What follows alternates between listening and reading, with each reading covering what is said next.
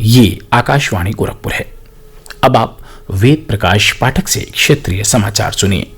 सभी राज्यों और केंद्र शासित प्रदेशों में सरकारी कोविड अस्पतालों को 50,000 मेड इन इंडिया वेंटिलेटर की आपूर्ति के लिए पीएम केयर्स फंड ट्रस्ट से 2,000 करोड़ रुपए आवंटित किए गए हैं।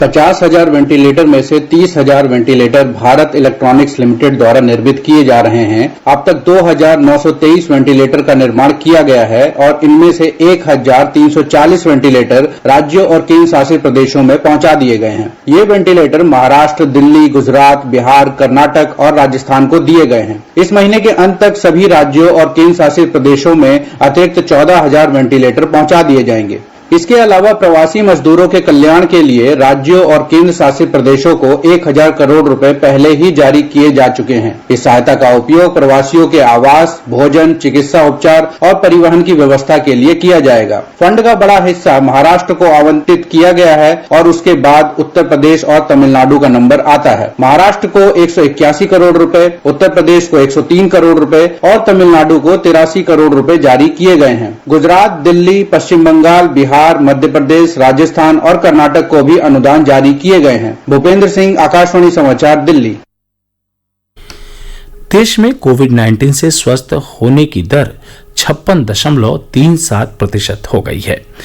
अब तक 2,48,190 संक्रमित रोगी ठीक हो गए हैं।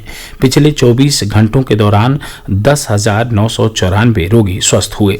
वर्तमान में 1,78,014 लोगों का इलाज चल रहा है। स्वास्थ्य और परिवार कल्याण मंत्रालय ने बताया है कि कुल 14,933 नए मामले आने के साथ संक्रमितों की कुल संख्या 4,40,215 हो गई है। एक दिन में इस संक्रमण से 312 लोगों की मृत्यु होने के साथ मृतकों की संख्या 14,011 हो गई है। इसके साथ ही देश में मृत्यु दर 30.18% हो गई है। योग गुरु बाबा रामदेव की पतंजलि आयुर्वेद ने कोविड-19 के उपचार के लिए कोरोनिल नाम की औषधि तैयार की है।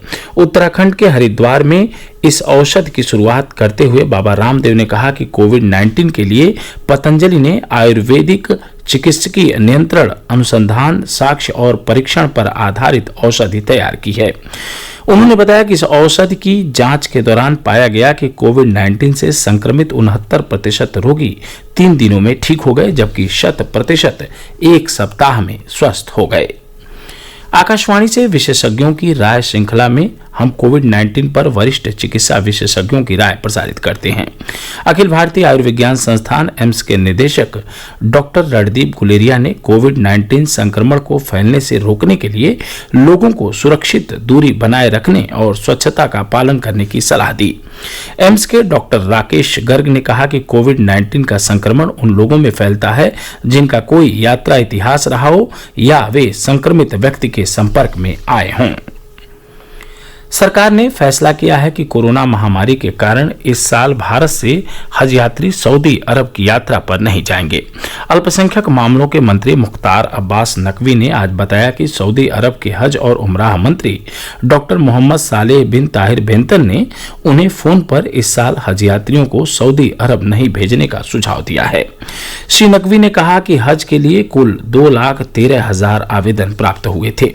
उन्होंने कहा कि आवेदकों को बिना किसी कटौती के पूरी रकम वापस करने की प्रक्रिया शुरू कर दी गई है।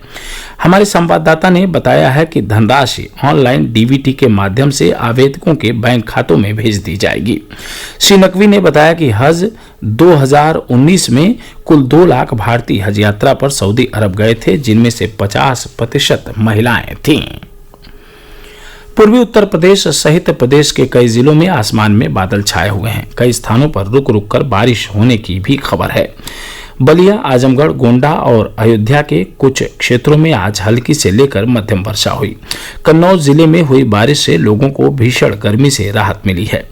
उधर मऊ, गोरखपुर, देवरिया, कुशीनगर और संत कबीर नगर जिलों में बारिश के बाद निकली धूप से उमस भरी गर्मी शुरू हो गई है। मौसम विभाग ने अगले 3 दिनों में प्रदेश के अधिकांश जिलों में हल्की से लेकर मध्यम वर्षा होने का अनुमान जताया है। कुछ स्थानों पर भारी वर्षा होने का भी पूर्वानुमान है। इसके साथ ही क्षेत्रीय समाचारों का बुलेटिन यहीं संपन्न हुआ। नमस्कार।